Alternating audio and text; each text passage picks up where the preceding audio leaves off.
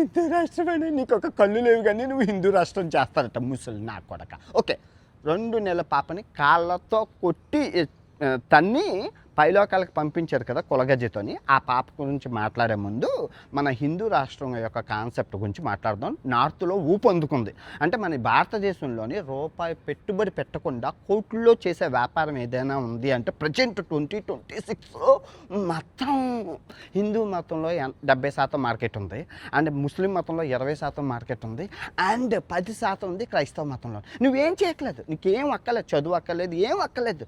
కాషాయం వస్త్రం కప్పుకో, నీకు నోటుకు వచ్చినట్లు వాగు, క్యాప్ పెట్టుకో, నీకు నోటుకు వచ్చినట్లు ఇస్లాం మతం నోటుకు, ఇంకా చర్చి ఫాదరు హల్లెలూయా అని చెప్పి నీకు నోటుకు అంటే మతం మత్తులో నువ్వు ఏం చేసినా డబ్బులే డబ్బులు, పైకం డబ్బులు.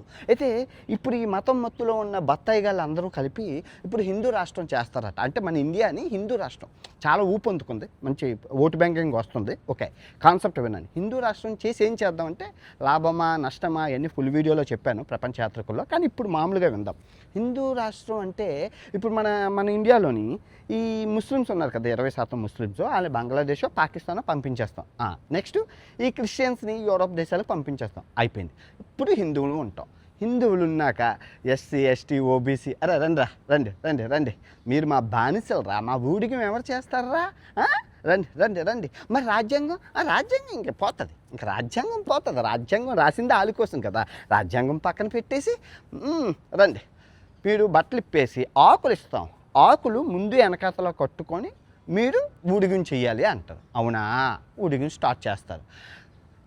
వీరు బుర్రతో కాకుండా మానవత్వంతో ఆలోచించండి. ఇప్పుడు 2026 నిన్న చైనా రోబోట్లు చేసి ఏఐతో ముందుకెళ్తుంటే అన్ని దేశాలు, మీరు జస్ట్ 100 సంవత్సరాలు ముందుకెళ్ళి చూడండి, మానవత్వంతో చూడండి, మతంతో కాదు, కులంతో కాదు, ముందుకెళ్ళి చూడండి. 200 సంవత్సరాల క్రితం ముందుకెళ్ళి చూడండి.